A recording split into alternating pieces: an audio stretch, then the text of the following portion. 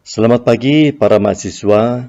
Kita berjumpa lagi pada mata kuliah Ekologi Manusia dan pokok bahasan kali ini adalah aksi ekologi manusia menghadapi perubahan iklim. Silakan ke slide 2 untuk melihat subpokok bahasan. Saudara-saudara sekalian, pokok bahasan aksi ekologi manusia menghadapi perubahan iklim akan kita bagi ke dalam 5 subpokok bahasan. Pertama, mengenai krisis ekologi dan perubahan iklim, sebab dan dampaknya. Subpokok bahasan kedua adalah tantangan dan kemungkinan yang dihadapi oleh aksi ekologi manusia menghadapi perubahan iklim. Subpokok bahasan ketiga adalah adaptasi terhadap perubahan iklim sekarang. Subpokok bahasan ini akan membahas mengapa aksi terhadap perubahan iklim harus dilakukan sekarang dan tidak ditunda. Subpokok bahasan keempat, kita akan membahas adaptasi menghadapi perubahan iklim berbasiskan masyarakat. Subpokok bahasan kelima yang terakhir, kita akan membahas mengapa orang berpartisipasi pada aksi kolektif. Kita membahas ini karena mungkin Anda sebagai seorang aktivis penting untuk mengetahui motif orang untuk berpartisipasi atau tidak berpartisipasi. Mari kita mulai dengan subpokok bahasan pertama di slide 3 dan selanjutnya.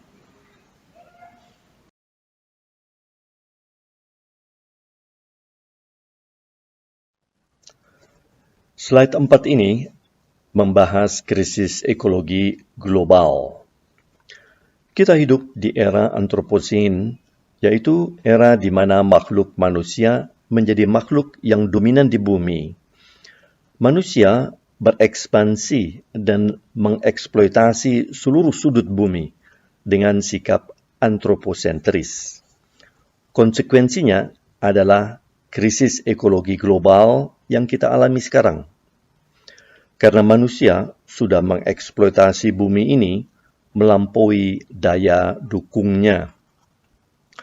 Salah satu aspek dari krisis ekologi yang paling penting adalah pemanasan bumi akibat emisi gas rumah kaca oleh industri yang tidak menerapkan proses produksi yang bersih, penggunaan bahan bakar fosil, pertanian modern yang banyak sekali menggunakan bahan-bahan kimia sebagai pestisida, herbisida, pupuk yang kemudian mengotori tanah dan air serta udara.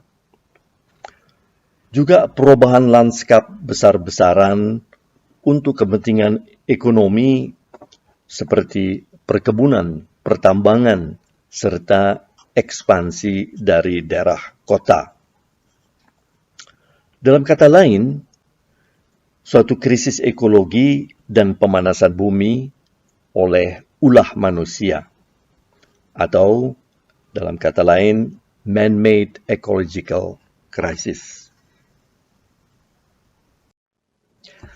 Slide 5 memberikan ilustrasi mengenai peningkatan suhu bumi karena emisi gas rumah kaca, terutama setelah tahun 70-an ketika industrialisasi mengambil bentuknya yang paling agresif. Konsekuensi dari peningkatan suhu bumi ini adalah melelehnya kutub-kutub di bumi ini dan kemudian naiknya permukaan air. Diprediksi bahwa tahun 2030, jutaan penduduk dunia akan bermigrasi keluar dari daerah pantai mencari tempat-tempat yang lebih tinggi karena naiknya permukaan air laut. Dan demikian juga banyak pulau-pulau terutama pulau-pulau kecil di daerah Pasifik yang akan tenggelam dan tidak lagi dapat dihuni oleh manusia. Mari kita beralih ke slide 6 di mana kita akan melihat komposisi dari gas rumah kaca yang kita kemukakan sebelumnya. Saudara-saudara sekalian, para ahli sepakat bahwa CO2, metan, dan klorofluorokarbon merupakan komponen paling penting dari gas rumah kaca atau greenhouse gases. Sumber emisi dari CO2 adalah pembakaran bahan bakar berbasis fosil yang banyak digunakan oleh pabrik dan industri, dan oleh kendaraan bermotor yang terus bertambah setiap tahun.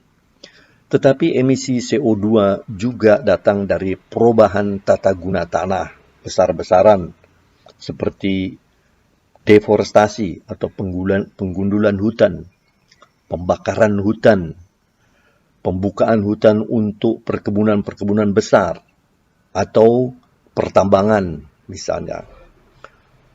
Sedangkan sumber emisi metan adalah proses produksi gas, minyak, dan batu bara, tetapi juga dari kotoran ternak, dari sistem peternakan skala besar, juga dari sawah misalnya, juga dari tempat pembuangan sampah dan pembakaran biogas.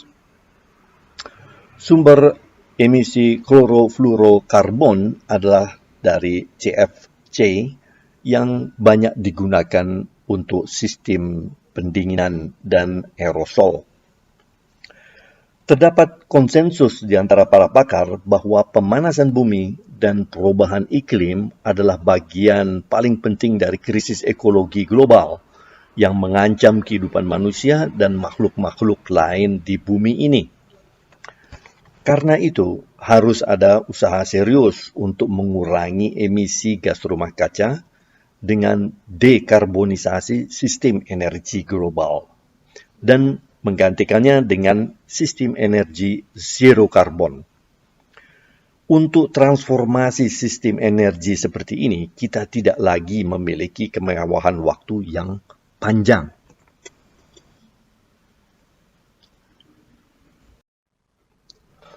Subbab 2, tantangan keharusan aksi adaptasi pada perubahan iklim, memperlihatkan tantangan yang dihadapi untuk merealisasikan proses adaptasi terhadap perubahan iklim dan upaya dekarbonisasi sistem energi global. Slide 9 khususnya memperlihatkan taktik yang banyak dipakai oleh pemerintah dan politisi untuk menunda atau memperlambat proses transformasi.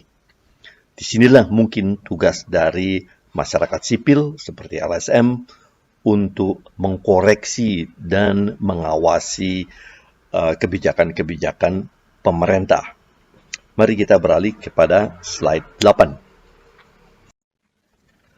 Saudara-saudara sekalian, kita sekarang membahas tantangan bagi proses dekarbonisasi sistem energi global dan usaha adaptasi terhadap perubahan iklim. Nah, dalam rangka ini, kita bisa mempertanyakan seberapa jauh Millennium Development Goals mencapai targetnya pada tahun 2015. Mungkin Anda bertanya, mengapa kita mempermasalahkan Millennium Development Goals dalam hal ini? Pencapaian target Millennium Development Goals yang dicanangkan pada tahun 2015 penting sebagai langkah besar di dalam proses transformasi masyarakat kita sekarang ini ke bentuk masyarakat dengan emisi gas rumah kaca yang lebih rendah. 5 tahun setelah MDG pertama itu berakhir, kita bisa lihat bahwa kemiskinan struktural dan kelaparan masih tetap ada. Bahkan komunitas-komunitas desa dan kota terdisrupsi oleh perang yang ada di mana-mana. Di luar tragedi kemanusiaan yang diciptakan oleh perang, perang itu sendiri adalah sumber emisi gas rumah kaca.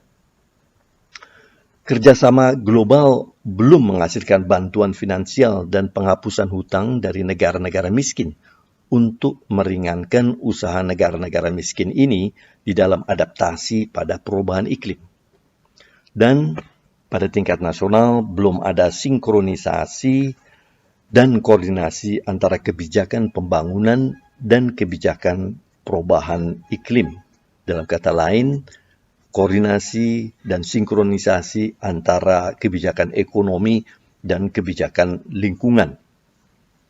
Hal ini menimbulkan pertanyaan mengenai komitmen negara-negara pada perjanjian internasional perihal perubahan iklim.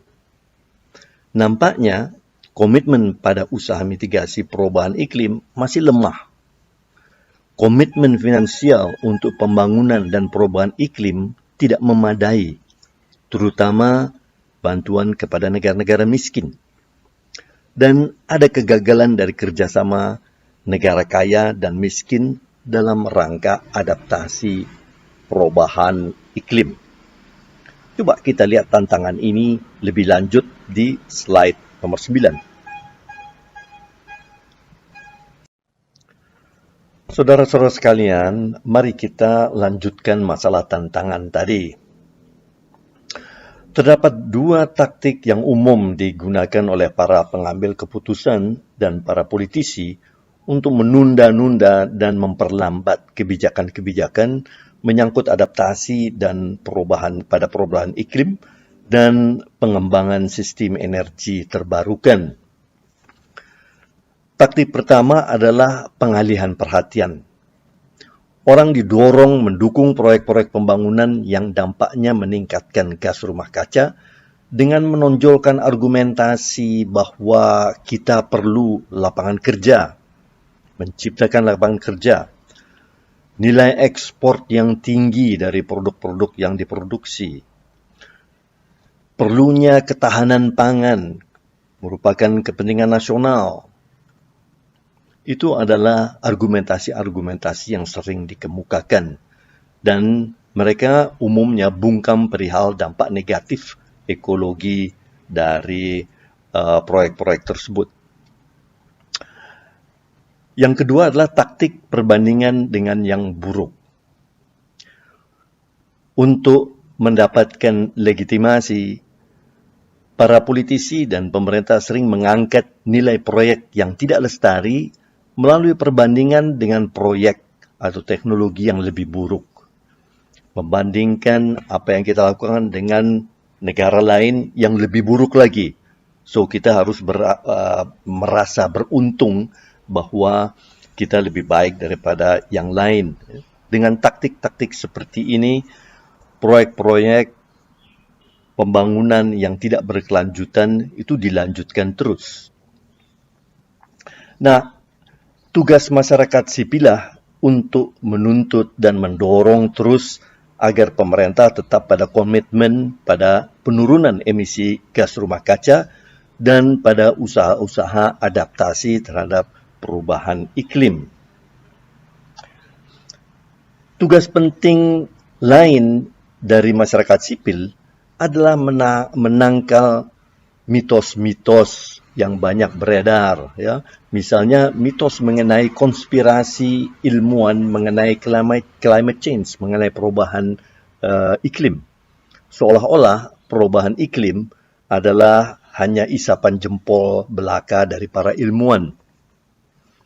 Presiden Trump dari Amerika misalnya saja berpendapat seperti begitu. Kemudian juga mitos bahwa teknologi dengan sendirinya akan menyelesaikan masalah.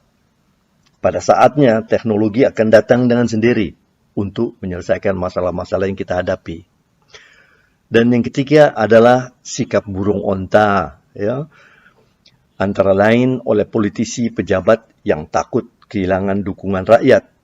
Karena dekarbonisasi membutuhkan kebijakan yang sulit dan sering tidak populer. Oke, mari kita sekarang beralih kepada subbab 3. Saudara-saudara sekalian, pada subbab 3 ini kita akan membahas permasalahan bahwa adaptasi pada perubahan iklim adalah sesuatu yang harus dilakukan sekarang. Mark Jackard mengemukakan bahwa kebijakan dekarbonisasi sistem energi nasional serta penyesuaian teknologinya untuk mencapai target 75% saja itu membutuhkan waktu 20 tahun. Karena itu, kita harus mulai sekarang. Penundaan akan terus-menerus memperlambat usaha kita beradaptasi dengan perubahan iklim dan mitigasi perubahan iklim. Dan usaha transformasi sistem energi tersebut dan usaha adaptasi tersebut sebetulnya dapat dilakukan sekarang. Semua teknologi itu kita miliki, juga kemampuan untuk itu. Mark Jackard memberikan contoh yang lain.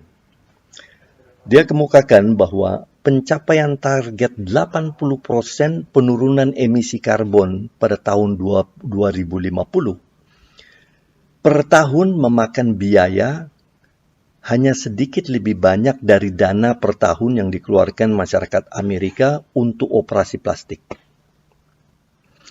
Lebih kecil dari uang yang dijudikan per tahun di Amerika. Dan dia juga jauh lebih kecil dari dana untuk makan siang per tahun yang dikeluarkan oleh masyarakat Amerika. So, there may be no free lunch, but reducing carbon pollution costs less than lunch. Jadi, tidak ada alasan untuk menunda kebijakan-kebijakan untuk mengurangi emisi karbon. Nah, pilihan kebijakan pemerintah ada dua. Pertama adalah kebijakan yang mengikat atau compulsory, seperti misalnya perundang-undangan untuk menetapkan emisi gas rumah kaca. Orang-orang yang melanggar standar ini dengan sendirinya kemudian dihukum dengan berbagai cara, ya, seringkali dalam bentuk finansial, ya. Dan kemudian juga menerapkan pajak atas gas rumah kaca. Sehingga gas rumah kaca itu kemudian dihargai, mempunyai nilai. Ya. Bila Anda memproduksinya terlalu banyak, maka Anda kemudian dihukum. Dan kebijakan yang berikutnya adalah kebijakan yang tidak mengikat atau non-compulsory, yaitu kebijakan untuk mendorong warga merubah teknologi choice mereka dan untuk merubah sikap dan tindakan lain yang agar selaras dengan usaha mengurangi gas rumah kaca atau greenhouse gases atas dasar altruism, jadi secara volunteer, ya, dengan kesadaran sendiri, atau juga karena alasan finansial, ya, karena membeli sesuatu atau melakukan tindakan yang mempunyai konsekuensi emisi gas rumah kaca, dia akan kemudian dihukum secara finansial, atau barangnya lebih mahal, atau dia dipajak lebih mahal. Ya. Jadi ini adalah dua pilihan kebijakan dari pemerintah. Mari kita lihat sekarang beberapa teknologi yang sudah dapat digunakan untuk tujuan mengurangi emisi gas rumah kaca tersebut. Saudara-saudara sekalian, kita di sini melihat beberapa teknologi yang sudah ada, sudah dapat dimanfaatkan untuk kebijakan sistem energi yang rendah emisi karbon. Pertama adalah teknologi carbon storage, yaitu menyedot karbon langsung dari udara dan dari sumber pembuangan, misalnya cerobong pabrik, untuk disuntikan kembali jauh ke dalam tanah, kembali ke asalnya. Di bawahnya kita lihat bahwa teknologi zero emisi karbon pada awalnya mahal, namun terus bertambah murah ketika dijadikan sumber energi skala besar dan umum. Contohnya adalah misalnya turunnya harga pemakaian tenaga matahari dan tenaga angin di Amerika. Dan contoh lain adalah Brazil. Brazil beralih ke etanol untuk bahan bakar kendaraan bermotor. Terlihat segera bahwa emisi CO2 turun walau jumlah kendaraan bermotor meningkat terus. Dengan sendirinya, ini bukan tanpa pertanyaan. Pertama, menerapkan teknologi ini bagi negara-negara miskin adalah tidak mudah. Misalnya saja teknologi angin, atau teknologi penggunaan matahari, teknologinya sebagian berada di tangan negara-negara kaya. Tapi di sinilah letak tugas dan kewajiban dan komitmen negara-negara kaya untuk membantu negara-negara miskin untuk transformasi sistem energinya. Dan juga Brazil, di sini juga ada pertanyaan. Dengan sendirinya, emisi karbonnya turun karena penggunaan etanol. Tetapi, industri kendaraannya sendiri dengan sendirinya juga menciptakan emisi karbon dan juga polusi serta perusakan lingkungan yang lain. Karena kendaraan-kendaraan tersebut harus diproduksi menggunakan bahan-bahan baku menjadi mobil melalui satu proses produksi. Semuanya membutuhkan energi. Energi yang mungkin bukan etanol tetapi mungkin juga energi fosil. Dan juga bahan-bahannya diperoleh dengan eksploitasi sumber daya alam. Jadi di sini kita lihat ada juga pertanyaan-pertanyaan dengan teknologi-teknologi ini. Walaupun demikian, teknologi yang ada seperti Anda lihat ini mempunyai potensi yang besar sekali untuk dimanfaatkan untuk menurunkan emisi karbon di dunia ini. Di samping teknologi yang Anda lihat di sini, dengan sendirinya banyak sekali teknologi-teknologi yang lain yang dapat diterapkan, ya, mulai dari nanoteknologi sampai teknologi-teknologi penginderaan jarak jauh melewat satelit-satelit misalnya untuk membantu manusia memanfaatkan sumber daya dengan lebih efisien, lebih sedikit, dan lebih bijak misalnya saja. Dengan demikian, banyak sekali yang ada untuk mulai dengan satu kebijakan yang kuat untuk mengurangi emisi karbon atau emisi gas rumah kaca di bumi ini. Mari kita beralih ke bab keempat mengenai adaptasi perubahan iklim berbasis masyarakat dan teknologi hijau. Saudara-saudara sekalian, pada bab 4 ini kita akan membahas perlunya konsep pembangunan yang berbeda, yaitu pembangunan rendah gas rumah kaca. Dan di sini kita memberikan fokus pada negara miskin dan daerah pedesaan. Negara-negara miskin atau sedang berkembang masih membutuhkan pertumbuhan ekonomi yang cepat dan besar di dalam rangka pengentasan kemiskinan dan meningkatkan kesejahteraan, seperti perumahan yang layak, kesehatan bagi semua, pendidikan bagi semua, dan sebagainya. Karena itu, model pembangunan harus merupakan kombinasi dari pertumbuhan tetapi tanpa mengorbankan lingkungan. Jadi, ada dimensi kebijakan dan adaptasi terhadap perubahan iklim dan mengurangi emisi gas rumah kaca, dan ada dimensi pembangunan dengan fokus pada pemenuhan kebutuhan dasar serta adaptasi terhadap perubahan iklim. Terutama kalau kita bicara mengenai negara-negara miskin dan daerah pedesaan. Karena banyak negara miskin dan kawasan pedesaan yang bukan emiten gas rumah kaca, sebaliknya merupakan korban dari perubahan iklim atau mendapatkan dampak yang paling buruk dari perubahan iklim dibandingkan dengan kategori atau golongan masyarakat lain.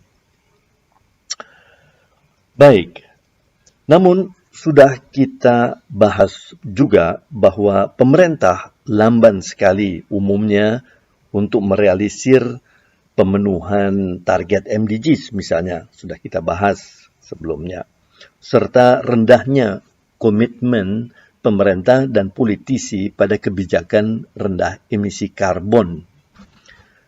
So, di dalam konteks seperti ini, maka pembangunan pedesaan sebaiknya diusahakan lebih berciri bottom up. Apa alasannya? Pada tingkat lokal, aktor-aktor yang terlibat lebih faham mengenai kebutuhan lokal.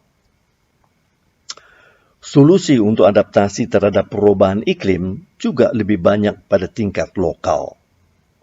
Serta gabungan pengetahuan lokal dan ilmu pengetahuan yang baru akan menciptakan sistem-sistem produksi pertanian, adaptasi yang efisien. Dan pada tingkat lokal, inisiatif-inisiatif yang dilakukan bisa menjadi laboratorium karena dia berada pada level yang kecil, skala yang kecil, dan karena itu juga fleksibel. Ya. Ini sebabnya mengapa banyak yang mengusulkan bahwa daerah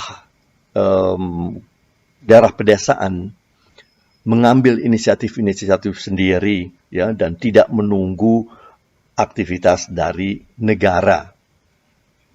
Mari kita lihat selanjutnya, kira-kira teknologi-teknologi seperti apa yang dibutuhkan untuk suatu model pembangunan rendah gas rumah kaca, dan terutama kalau kita fokus pada pedesaan dan negara-negara yang miskin pada umumnya.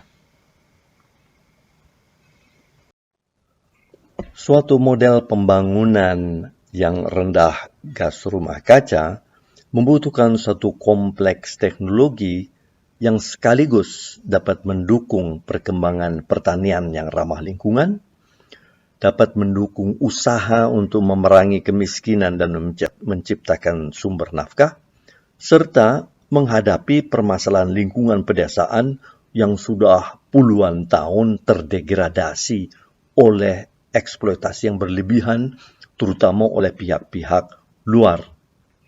Mari kita lihat satu persatu. Teknologi ini harus dapat mendukung perkembangan pertanian ramah lingkungan, yaitu pertanian agroekologis, yang secara ekonomi harus menguntungkan, namun juga berkeadilan agar warga dapat akses pada sumber daya alam dan sumber ekonomi, serta adil secara sosial dan gender. Selain itu, teknologi ini juga harus dapat mendukung usaha memerangi kemiskinan dan menciptakan sumber nafkah. Penelitian mengatakan bahwa 1% peningkatan produktivitas pertanian akan meningkatkan pendapatan dari 20% orang termiskin sebesar 1,61%. Selain itu juga ada penelitian mengatakan bahwa sektor pertanian bila dia tumbuh, maka dia akan menumbuhkan sektor-sektor yang lain. Karena itu, pertumbuhan menjadi penting. Dan teknologi ini harus dapat mendamaikan antara pertumbuhan di satu sisi dan konservasi alam di sisi lain.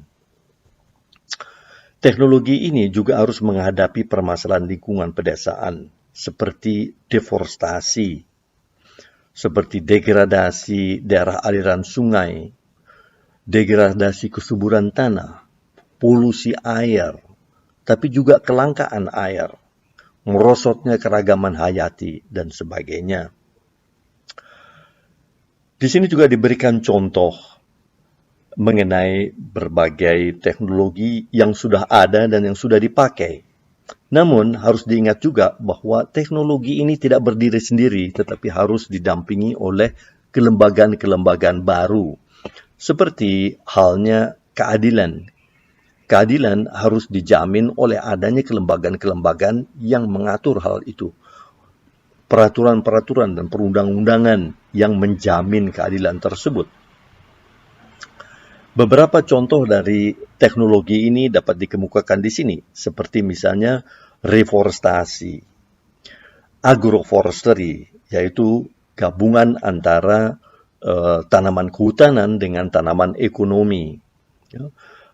Integrated pest management, misalnya saja, ya, untuk menggantikan input-input pertanian atau cara pembasmian insek hama, ya, yang sebelumnya dilakukan dengan bahan-bahan kimiawi yang merusak lingkungan dan juga kesehatan manusia. Penggunaan biogas misalnya, ya, untuk menghemat penggunaan energi yang lain, ya. Tetapi dia juga mempunyai kaitan-kaitan lain. Misalnya saja dia meringankan beban perempuan di pedesaan, misalnya saja. Pemanfaatan tenaga angin, ya. Indonesia misalnya tidak mempunyai angin yang kuat untuk memutar turbin-turbin raksasa seperti di Eropa misalnya saja. Tetapi di banyak tempat pada skala kecil tenaga angin masih dapat digunakan juga. Penerapan organic farming itu juga merupakan contoh dari usaha untuk membuat ekonomi pedesaan lebih environmental friendly, lebih ramah lingkungan, tetapi juga menjadi lebih produktif dan berkeadilan. Ya. Baik, kita akan beralih kepada slide berikutnya untuk melihat jenis teknologi seperti ini yang seringkali disebut sebagai green teknologi, tetapi dengan kaitannya khusus dengan lingkungan, ya, tidak dengan aspek-aspek lain. Satu konsep pembangunan rendah gas rumah kaca membutuhkan satu kompleks teknologi yang dapat mendukung perkembangan pertanian ramah lingkungan, yaitu satu pertanian agroekologis yang secara ekonomi menguntungkan, tetapi juga yang berkeadilan, ya, di dalam akses warga terhadap sumber daya alam, terhadap sumber-sumber ekonomi, secara sosial dan gender. Teknologi tersebut juga harus dapat mendukung usaha memerangi kemiskinan dan di dalam menciptakan sumber nafkah. Penelitian mengatakan bahwa bila produktivitas pertanian naik 1%, maka pendapatan dari 20% orang termiskin naik sebesar 1,61%. Juga ditemukan bahwa bila sektor pertanian tumbuh, maka sektor non-farm ikut tumbuh. Ini mengindikasikan bahwa peningkatan produktivitas pertumbuhan adalah penting, terutama di dalam memerangi kemiskinan. Karena itu juga teknologi yang dapat mendukung ini harus juga merupakan teknologi yang tidak mengorbankan lingkungan. Jadi harus ada harmonisasi atau kompromi antara pertumbuhan di satu sisi dan konservasi lingkungan di sisi lain. Keduanya harus dapat direalisasikan oleh kompleks teknologi tersebut. Teknologi tersebut juga harus dapat menghadapi permasalahan lingkungan pedesaan yang sudah parah karena deforestasi, puluhan tahun deforestasi, degradasi daerah aliran sungai, turunnya kesuburan tanah, polusi air, kelangkaan air, merosotnya keragaman hayati, dan sebagainya. Kerusakan lingkungan pedesaan ini sudah berlangsung atau merupakan proses panjang, ya, dan merugikan penduduk secara ekonomis dan juga di dalam dimensi lain dari kehidupan, tetapi juga menghalangi penduduk di dalam usaha beradaptasi dengan perubahan lingkungan dan meningkatkan kesejahteraan. Karena itu teknologi ini harus dapat juga menghadapi permasalahan lingkungan pedesaan. Dalam hal ini kemudian kita bicara mengenai green teknologi. Ya. Seringkali teknologi semacam ini yang mempunyai kemampuan kompleks mendamaikan pertumbuhan dan lingkungan seringkali disebut sebagai green teknologi. Beberapa contoh dikemukakan di sini. Ya. Tetapi dengan sendirinya seperti Anda bisa lihat bahwa teknologi ini tidak berdiri sendiri. Dia harus didampingi oleh kelembagaan-kelembagaan baru. Misalnya, kalau kita bicara mengenai satu sistem ekonomi pedesaan yang berkeadilan, maka kita perlu kelembagaan-kelembagaan yang menjamin hal ini. Menjamin bahwa warga mempunyai akses terhadap sumber daya alam, mempunyai akses kepada ekonomi, secara gender juga berkeadilan. Ya. Beberapa contoh bisa dikemukakan di sini mengenai green teknologi tersebut. Seperti misalnya tata kelola sumber daya alam, ya. Kemudian reforestasi, agroforestry, yaitu kombinasi dari tegakan hutan dengan tanaman-tanaman ekonomi, integrated pest management, ya, usaha untuk menggantikan penggunaan input pertanian berbasiskan kimia yang menciptakan degradasi kesuburan tanah, pencemaran air dan sebagainya, dengan satu sistem input yang sehat untuk lingkungan dan dengan sendirinya juga akan sehat untuk manusia. Kemudian teknologi untuk membangun kriteria untuk teknologi yang ramah lingkungan dapat berpedoman pada prinsip 3 bottom lines atau 3 prinsip yang harus dipenuhi. Teknologi menurut prinsip ini disebut green atau menjadi green teknologi bila dalam produksi tidak merusak kesuburan tanah. Dia juga suatu teknologi yang tidak meracuni lingkungan, tidak membuatnya menjadi sumber gas rumah kaca, dan yang menghalangi luruhnya nutrisi yang ada di alam. Teknologi ini juga tidak merubah landscape secara radikal. Nah, seringkali teknologi seperti ini sudah ada di tingkat lokal dan merupakan bagian dari pengetahuan lokal. Namun, bisa jadi dia masih perlu di-upgrade, ya, disesuaikan dengan tuntutan-tuntutan baru dengan masukan teknologi dan pengetahuan modern. Dan seringkali inilah merupakan tugas dari aktor-aktor dari luar masyarakat tersebut.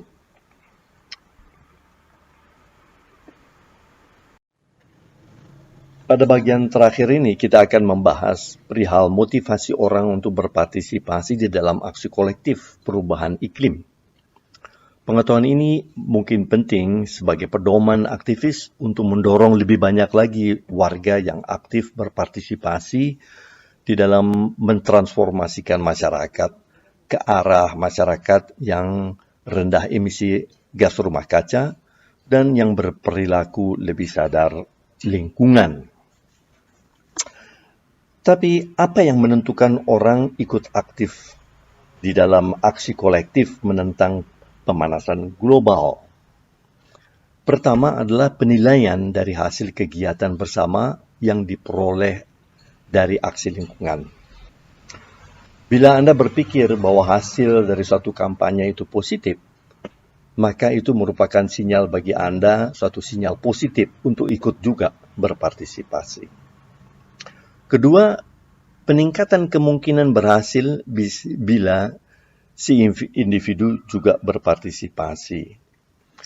Artinya, bila Anda berpikir bahwa partisipasi Anda itu akan membuat hasil menjadi lebih baik, maka itu juga sinyal bagi Anda untuk kemudian ikut berpartisipasi. Yang ketiga adalah sejauh mana aksi kelompok secara keseluruhan akan sukses. Jadi ini keyakinan Anda bahwa aksi bersama itu memang satu cara yang paling baik untuk mencapai satu tujuan. Selanjutnya adalah biaya dari partisipasi. Tambah tinggi biayanya, dan itu bukan hanya dalam bentuk uang, tetapi juga di dalam energi dan waktu, ya, maka Anda akan mempertimbangkan berpartisipasi atau tidak. Dan dengan sendirinya keuntungan dari partisipasi, dan keuntungan itu sekali lagi bukan hanya di dalam bentuk finansial, ya, bahkan mungkin bukan dalam bentuk finansial sama sekali, tapi kepuasan misalnya, ya, bertambahnya networking, jejaring atau pertemanan dari Anda dan sebagainya. Ini adalah aspek-aspek yang menentukan apakah orang ikut aksi kolektif atau tidak. Dan ini bisa menjadi pedoman Anda untuk mengatur, untuk memanage satu kegiatan, satu gerakan, sehingga lebih banyak lagi orang berpartisipasi. Baik, pada bagian alur sebelah kanan adalah satu pedoman perilaku dan tindakan bagi para warga aktivis di dalam mendorong pemerintahnya serta para politikus untuk lebih konsisten di dalam kebijakan adaptasi terhadap perubahan iklim dan transformasi sistem energi yang berbasis bahan bakar fosil menuju satu sistem energi zero karbon. Di situ ada satu bagan Anda bisa baca. Sayang ini masih dalam bahasa Inggris, tetapi karena pendek-pendek, saya rasa bukan satu permasalahan bagi Anda, ya. Jadi Anda kemudian diberitahu tahapan-tahapan dan apa yang Anda harus lakukan pada tahapan itu. Ya, kalau jawabannya yes, maka diteruskan. Kalau jawaban no, maka Anda akan kembali berdemonstrasi. Seperti begitulah kira-kira. Ya. Baik, itu adalah bagian terakhir dari kuliah ini. Semoga materi ini memberikan tambahan pencerahan, dan saya mengucapkan terima kasih banyak atas perhatian Anda, dan sampai bertemu kembali di lain kesempatan.